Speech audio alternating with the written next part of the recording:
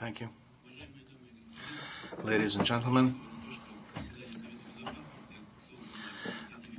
I expect that the current meeting of the UN Security Council, convened on the initiative of the U.S. President Barack Obama, will help address many problems in the international community, first and foremost in the sphere of nuclear non-proliferation and disarmament.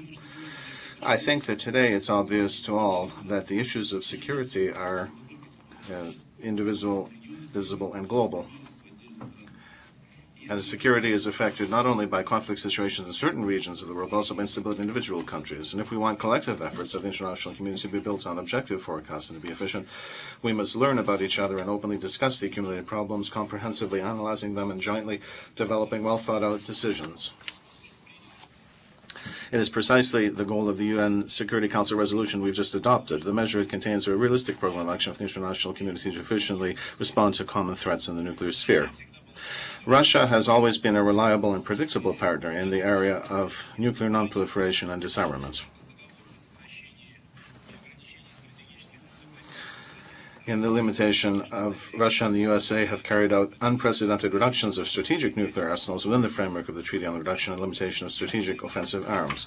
In doing so, we've repeatedly stated and reiterated our readiness to move forward to reduce the number of delivery vehicles of strategic offensive arms more than threefold. Our proposals have been tabled in negotiations that we're holding with the U.S.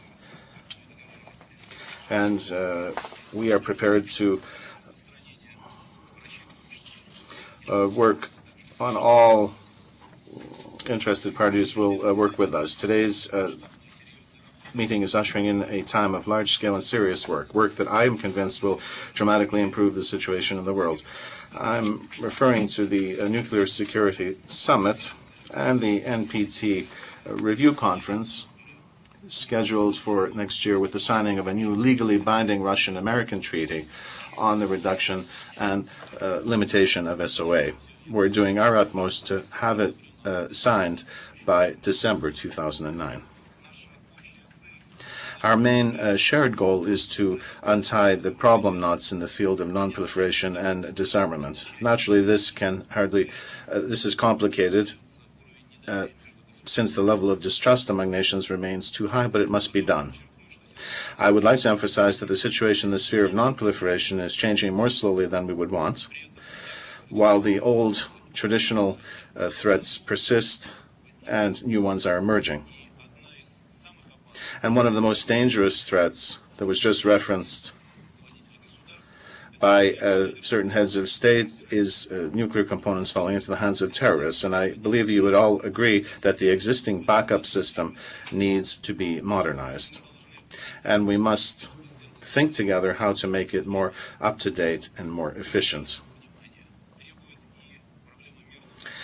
Peaceful nuclear energy requires serious attention. Undoubtedly, the new NPPs are a key to resolving many problems of developing countries especially, and an incentive for economic growth of entire regions throughout the world and improvement of the living standard of millions of people on the planet.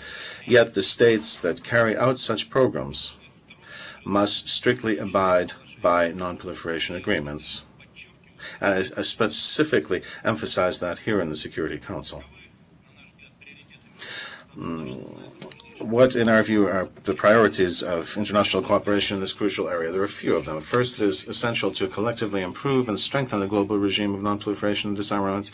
The tried and tested international mechanisms continue to play a pivotal role in this area. Above all, I'm referring to the fundamental Nuclear Non-Proliferation Treaty. We must also promote and universalize the system of IAEA safeguards. Second, we need to encourage earliest possible ratification of the Comprehensive Nuclear Test Ban Treaty by leading countries that would ensure its entry into force.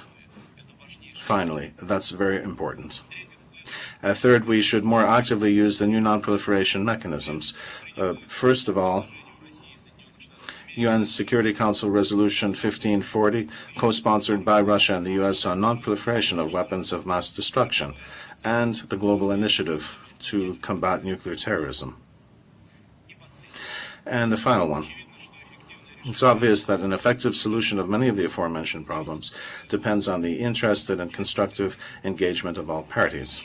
We expect that the Russian-American efforts in this area will be backed by all nuclear powers. the non-nuclear states should also comply with their obligations in this area, and this would help them create a situation for non-proliferation work. And finally, I would like to emphasize that Russia